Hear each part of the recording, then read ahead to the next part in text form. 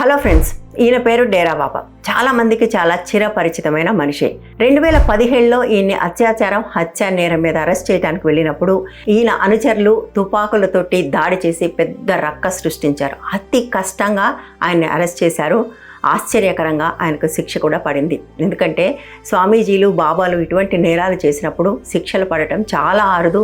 నిత్యానంద స్వామి లాంటి వాళ్ళు అటువంటి శిక్ష పడుతుందన్న అనుమానం ఉంటే దేశం వదిలి పారిపోతారు. అది మనందరికీ తెలిసిందే. బట్ ఈయన విషయంలో మాత్రం శిక్ష పడింది. ఎందుకంటే సాక్ష్యాలు చాలా చాలా బలంగా ఉన్నాయి కనుక.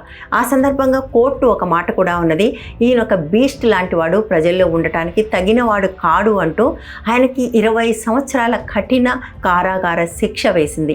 ఎందుకు ఇవాళ ఈయన గురించి మాట్లాడుకుంటున్నామంటే, ఈయన జైల్లో ఉండే కాలం కంటే కూడా బయట ఉండే కాలం చాలా ఎక్కువ ఉంటుంది.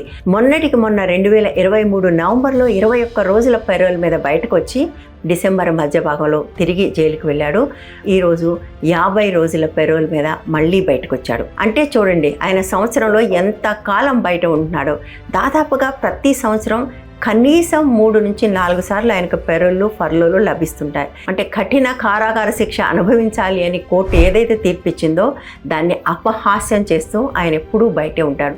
అవును, ఆయన ఎందుకు బయటకు తీసుకొస్తారు? ఎందుకు ఆయనకి ఎంత ఈజీగా ఫర్లోలు, పెరోలు లభిస్తుంటాయి? ఆయన బయటకు వచ్చిన ప్రతిసారి ఒక సందర్భం ఉంటుంది. అది హిమాచల్ ప్రదేశ్లోనో, గుజరాత్లోనో, పంజాబ్లోనో, యూపీలోనో ఏదో ఒక ఎలక్షన్, అసెంబ్లీ ఎలక్షన్ లేకపోతే మున్సిపల్ ఎలక్షన్, ఏదో ఒక ఎలక్షన్ ఉంటుంది. ఎందుకంటే ఈ 4 రాష్ట్రాల్లో ఆయనకు విపరీతమైన భక్తులు ఉన్నారు.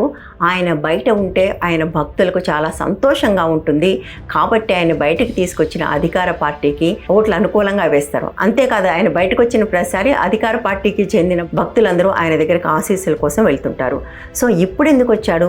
3 నెలల్లో ఎన్నికలు ఉన్నాయి. ఇంతకంటే మంచి సందర్భం ఉంటుందా డేరా బాబా బయటికి రావడానికి? అంతేకాదు, అత్యంత హీనమైన నేరాలు చేసి కఠినమైన శిక్షలు పడితే కూడా వాళ్ళకి పరోళ్ళు, ఫర్లోలు లభించడం అనేది కేవలం డేరా బాబా విషయంలోనే కాదు, మనం బిల్కిస్ బానో నిందితుల విషయంలో కూడా చూసాం. వాళ్ళు కూడా జైల్లో ఉన్న కాలం కంటే బయట ఉన్న కాలమే చాలా ఎక్కువ. చివరికి మొన్న సుప్రీంకోర్టు కల్పించుకుని వాళ్ళకి ఇచ్చిన రెమిషన్ తప్పు, వాళ్ళు మళ్ళీ జైలుకు వెళ్ళాలి అని చెప్తే వాళ్ళు మాకు బయట చాలా పనులున్నాయి, ఈ పనులన్నీ అయ్యేదాకా వెళ్ళలేము, మాకు ఇంకా టైం ఇవ్వండి అంటూ సుప్రీంకోర్టులో పిటిషన్ కూడా వేశారు. ఒకవేళ కొనసాగకుండా వాళ్ళు మళ్ళీ వెనక్కి వెళ్లాల్సి వస్తే కూడా పరోళ్ళు, ఫర్లోలు ఉండనే ఉన్నాయి. ఏడాదిలో సగానికి పైగా బయటే ఉండడానికి. But at the same time ఈ దేశంలో మేధావులను, మానవ హక్కుల కార్యకర్తలను, జర్నలిస్టులను, నిజాయితీగా పనిచేసే ప్రభుత్వ అధికారులను జైళ్లల్లో పెట్టి విచారణ కూడా జరపకుండా ఏళ్ల తరబడి బెయిల్స్ కూడా లేకుండా చేస్తారు. పొరపాటును విచారణ చేసేదైనా శిక్ష వేస్తే కూడా వాళ్ళకు ఒక్కసారి కూడా పరోల్ కానీ, ఫర్లో కానీ ఇవ్వనే ఇవ్వరు. కానీ వీళ్ళు బిల్కిస్ బానో నిందితులు కానీ, డేరా బాబా కానీ అత్యంత హీనమైన నేరాలు చేసి జైలుకి వెళ్ళి ఫర్లోల మీద వచ్చిన ప్రతిసారి లా బ్రేక్ చేసిన సంఘటనలు అనేక ఉన్నాయి. కానీ అవి ఏవి కూడా కనిపించవలసిన వాళ్ళకి కనిపించవు. ఇది దేశంలో న్యాయం జరుగుతున్న తీరు. ఈ వీడియో కానీ మీకు నచ్చినట్లయితే లైక్ చేయండి, షేర్ చేయండి, ఛానల్ని సబ్స్క్రైబ్ చేయండి, ఛానల్కి పెయిడ్ మెంబర్స్గా చేరండి. ఛానల్ ముందు కొనసాగడానికి అది చాలా ముఖ్యం. Thank you.